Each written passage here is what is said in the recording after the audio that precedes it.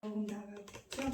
마가복음 6장 53절에서 56절 4절입니다. 우리 다 같이 합독하겠습니다.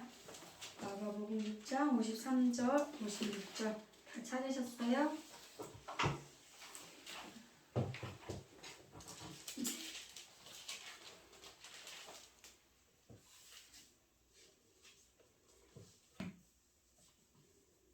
네, 같이 읽겠습니다. 건너가 게네사렛 땅에 이르러 대고 배에서 내리니 사람들이 곧 예수신 줄 알고 그 온 지방으로 달려 돌아다니며 예수께 어디 계시단 말을 듣는 대로 병든 자를 침상채로 메고 나아오니 아무데나 예수께서 들어가시는 마을이나 도시나 촌에서 병자를 시장에 두고 예수의 옷가에라도 손을 대게 하시기를 간구하니 손을 대는 자는 다 성함을 얻으리라. 아멘. 자, 샬롬.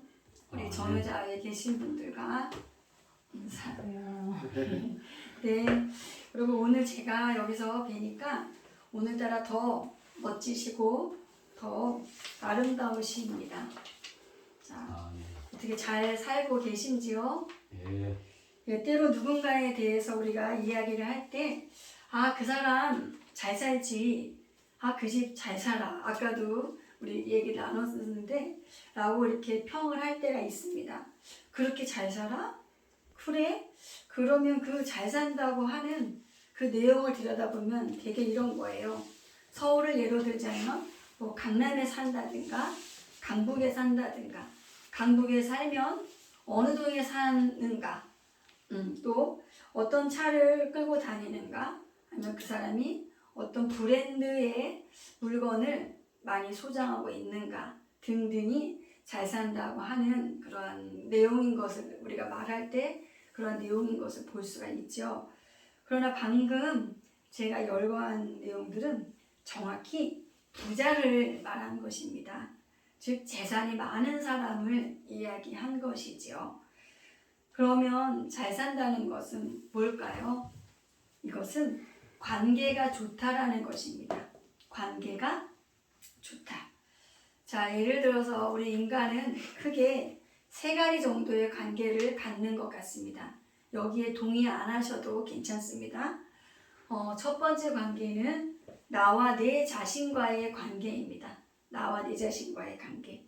나와 내 자신과의 관계가 좋으면 건강한 자존의 태도가 나옵니다. 나의 말이나 표현을 결정짓는 것은 나의 자존에서 나옵니다. 자존심과는 확실히 구별되는 것이죠.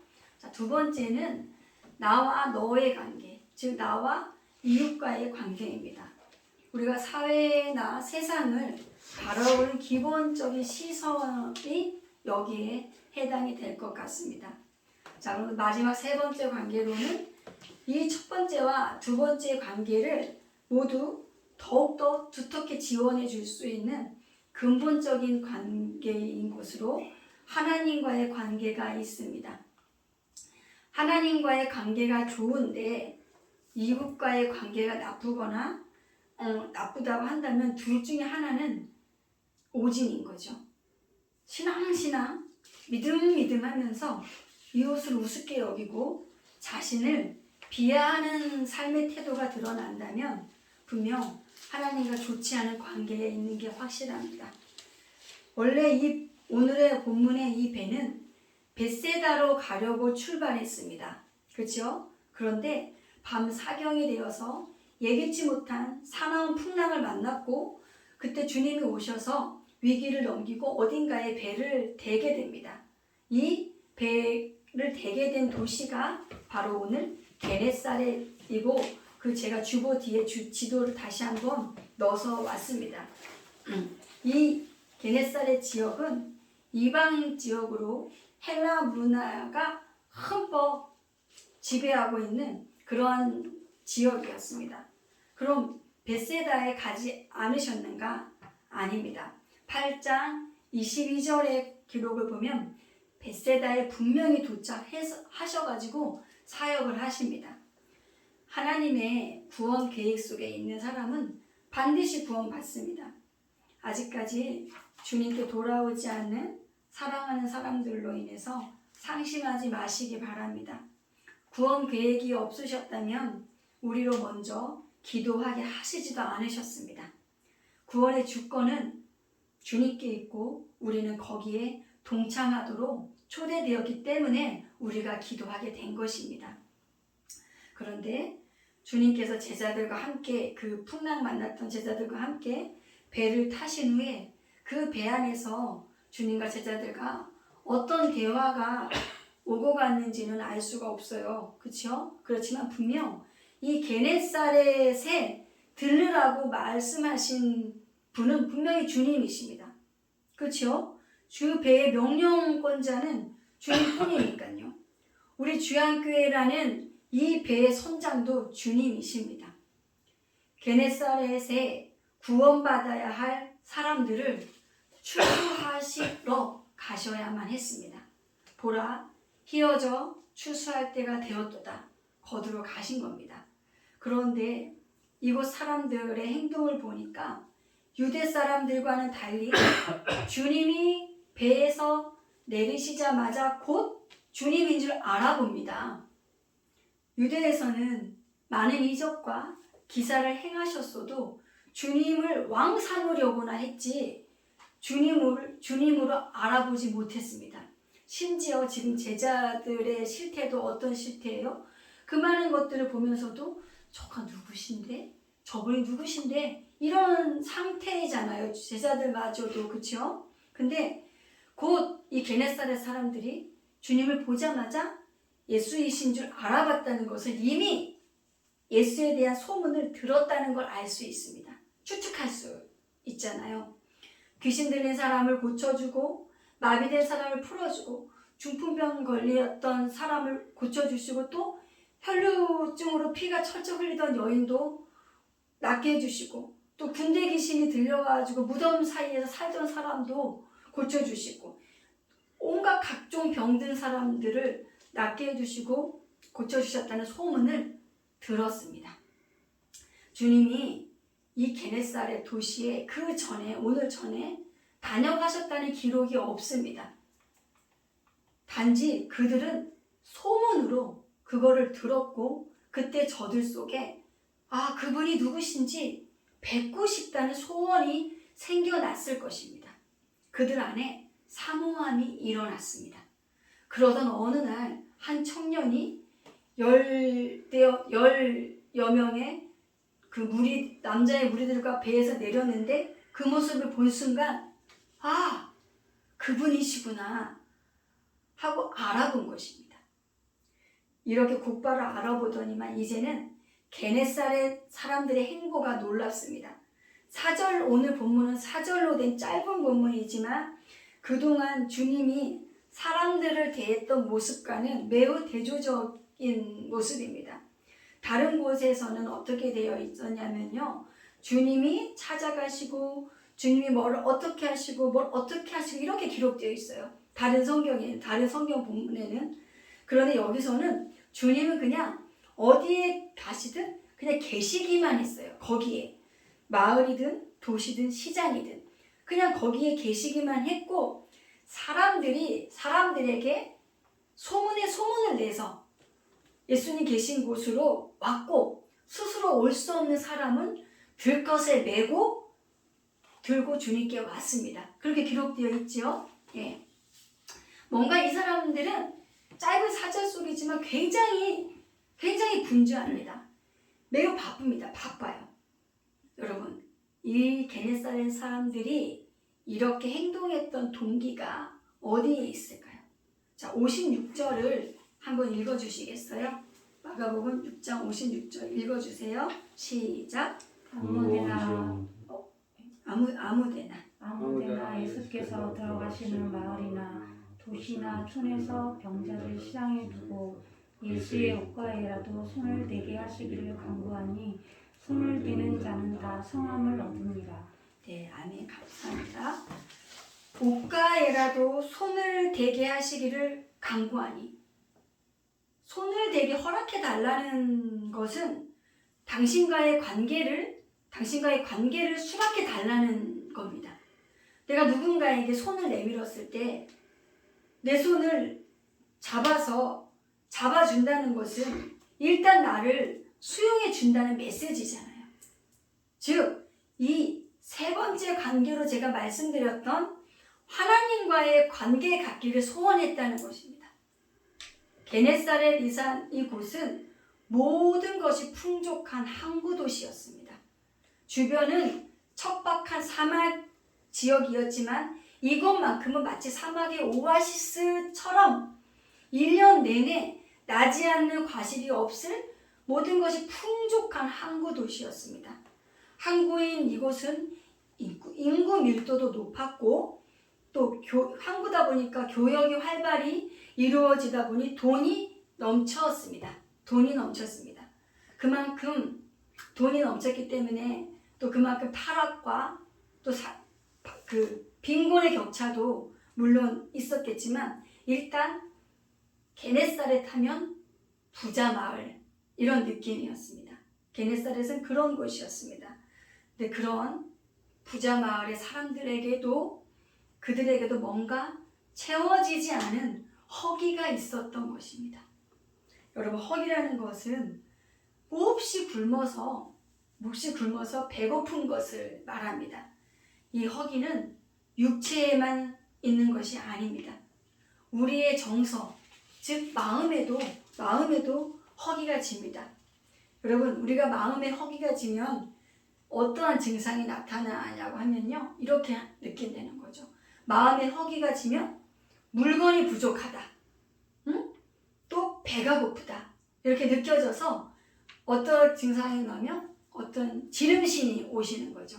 지름신이 와서 자꾸만 앱사이트를 돌아다니거나 하면서 물건을 사게 된다거나, 그리고 또 먹었는데도 뭔가 자꾸 허전해서 냉장고 문을 자꾸만 열어보고 먹을 것을 찾아 헤매는 하이에나가 되는 거죠. 그래도 배가 안 부른 거예요. 불교에서 말하는 아기 귀신이 들린 것도 아닌데 계속해서 배가 고프다고 느끼는 거죠. 부자 마을 사람들인 이 게네사렛 사람들에게 한 가지지만 나머지 모든 관계를 결정지을 수 있는 근본적인 허기가 있었습니다. 바로 이 영적인 허기였습니다. 여러분, 혹시 안 먹어도 배부른 상태를 경험해 보셨는지요? 기회가 되었을 때 여러분의 이야기를 다 들어볼 수 있게 되기를 바랍니다. 저는 그런 경험이 있습니다. 희망 어린이집의 모체는 성교원이었습니다. 20여 년 전에 성교원을 운영했습니다. 그때 그 교회, 월곡동에 있는 성도 중앙교회였는데 저를 포함해서 부교육자가 5이 있었습니다. 그 교회에서 유치부 전도사로 초빙을 받았습니다. 저는 두려움이 많은 사람이어서 새로운 일을 잘 시작하지 못합니다. 그런데 누가 시작하게 된 일에 같이 합류를 하거나 이렇게 누가 시작해준 일에 어쨌든 같이 들어가게 되면 죽을 지경이 되어도 그 자리에서 버팁니다. 새로운 것을 두려워하니까 또 버티는 또 반대급부가 나타났겠죠. 그런 저에게 유치부 전도사 제의가 들어온 것입니다. 그때 요셉이가 어렸을 때니까 과연 내가 아기랑 함께 이걸 할 수 있을까 하며 제 버릇대로 두려워했고 무척 고심이 많았습니다. 근데 결국 그 제의를 제가 수락하고 나서는 제 영이 얼마나 좋은지 배가 고프지 않는 걸 경험했습니다. 며칠을 배가 안 고프더라고요. 영이 기쁘니까 육의 배고픔을 잘 모르겠더라고요. 자, 여러분, 복음은 가난한 사람들만의 전유물입니까? 약하고 천하고 가난하고 멸시받는 사람들만을 위한 복음입니까? 네, 저는 그렇게 생각합니다. 무슨 말씀이세요, 목사님? 갸우뚱하시죠? 그런데 가난의 영역이 다릅니다. 물질이 없어 가난한 사람이 아니라 심령이 가난한 사람의 전유물이 복음입니다. 그런 사람이 복음을 만납니다. 오늘 팔복의 첫 선언이 어떻게 되지요? 오늘 교동문이 팔복이었죠. 팔복의 첫 선언이 어떻게 돼요, 여러분? 심령이 가난한 자는 복이 있나니 천국이 저희 것입니다. 네, 심령이 가난한 사람. 이것을 헬라어 지적 성경으로 제가 적어왔습니다. 들어보세요. 영으로 가난한 자들은 행복하니 참으로 하늘 왕국이 그들의 것이다. 심령이 가난하다는 게 영으로 가난한 자들이라는 거예요. 영으로 가난하다는 것이 무슨 의미인가요? 하나님이셔야만 하는 부분에 허기를 느끼고 있다는 겁니다. 부자이지만 이 영이 가난해서 주님을 만난 사람들이 성경에 분명히 있습니다. 삭개오도 그랬고요. 고넬료도 그랬고요. 중풍병 들린 하인을 고쳐주기 위해서 예수님 앞에 기꺼이 무릎 꿇은 백부장도 그랬습니다. 부자이지만 영혼이 가난한 사람들은 그렇게 복음을 만났습니다. 복음이 역사한 사람들은 모두 이 영이 가난한 사람들이었습니다. 가난이라는 것은 도움을 받아야만 살 수 있는 상태입니다. 우리 대한민국에서는 제도가 많이 좋아졌습니다. 이런 어려운 사람들을 사회적 배려층으로 구분해서 여러 가지 도움을 주고 있습니다. 근데 문제가 있습니다. 자, 가짜 자영업자, 가짜 한부모, 가짜 조선가정, 이런 가짜들의 가짜 사회적 배려층이 조작된 사회적 배려층이 있어서 정말 도움이 필요한 사각지대의 분들에게 도움이 가지 못하는 그런 행정의 누수가 있는 것 같습니다. 번 돈으로 굶지 않고 기본적인 삶을 살아갈 수 있는 것은 가난한 것이 아닙니다. 근데 그 기본적인 삶을 넘어서 자꾸 잉여의 삶을 소원하기 때문에 착취가 일어납니다. 그러나 해도 마침표 없는 절대 빈곤의 상태, 그게 가난입니다. 그렇다면 여기에 있는 저와 여러분은 이 절대 빈곤의 상태는 아닙니다. 우리는 모두 상대적 빈곤감이나 박탈감에 힘든 것이지, 제가 볼 때 여기 있는 저나 여러분은 절대 빈곤에 있는 사람들은 없습니다. 여러분, 이 동일한 원리가 영의 영역에서도 적용이 됩니다. 영적인 절대 빈곤의 상태. 무엇을 해봐도, 이거 해봐도 저거 해봐도 채워지지 않는, 퍼도 구멍난 항아리 같은 마음의 상태. 하나님으로만 채워져야 하는 그 부분, 그 관계의 부분에 이 게네사렛 사람들이 갈증을 느끼고 있었고, 마침 그 주님이 오셨을 때 알아보고 옷소리라도 만지게 있게 해달라고 간구해서 구원받았습니다. 우리 주님은 주님을 찾는 일을 절대 외면하지 않으십니다. 외면하신 적이 단 한 번도 없으십니다. 찾는 사람들에게요. 게네사렛 사람들을 생각하니까 잠언서 8장 17절 말씀이 오버랩 되더라고요. 같이 찾아 읽으면서 말씀을 정리해 보겠습니다. 잠언서 8장 17절, 여기 간지를 껴두시고요. 마가복음에는 간지를 껴두시고 잠언서 8장 17절 말씀 찾아서 같이 읽어주시겠습니다. 천천히 잘 찾으세요. 잠언 8장 17절 말씀입니다. 자, 읽어주세요. 시작. 나를 사랑하는 자들이 나의 사랑을 입으며 나를 간절히 찾는 자가 나를 만날 것이니라. 아멘. 나를 사랑하는 자들이 나의 사랑을 입으며 나를 간절히 찾는 자가 나를 만날 것이니라. 이거를 또 히브리어 원어 직역 번역으로 읽어드리겠습니다. 잘 들어보세요. 나는 나를 사랑하는 자들을 사랑할 것이니 나를 애타게 찾는 자들이 나를 발견할 것이다. 나를 애타게 찾는 자들이 나를 발견할 것이다. 그렇습니다, 여러분. 우리 모두 성도이면서 구도자인 것을 잊지 말아야 합니다. 발견했다는 것은 원래부터 거기 존재하고 있는 걸 전제합니다. 발명과는 다른 개념이잖아요. 그러나 이 주님이란 보물을 애타게 구도하는 이에게 발견되어진다는 진리입니다. 주님을 제대로 만나면 사실 모든 것에서 주님을 만나고 발견할 수 있습니다. 우리의 영혼이 주님의 은총을 입게 되면 모든 것, 모든 곳에서 주님을 발견하게 됩니다. 어둠이 걷히는 미명에서도, 길가에 채이는 돌멩이에서도, 아이들의 맑은 그 노는 모습에서도, 그리고 들에 핀 이름 모르는 흔들리는 들꽃의 흔들림 속에서도, 모든 상황에서도 주님을 발견할 수 있습니다. 심지어 어려운 상황이 닥쳐서 산 넘었는데 또 산이 닥치는 그러한 첩첩산 중에 그러한 상황에서도 주님을 발견하게 됩니다. 하나님과의 관계가 건강해지면 산천도 초목도 새로운 눈으로 해석되어지는 것입니다. 영안이 열리는 겁니다. 모든 상황과 현실을 해석하는 기준이 바뀌는 것입니다.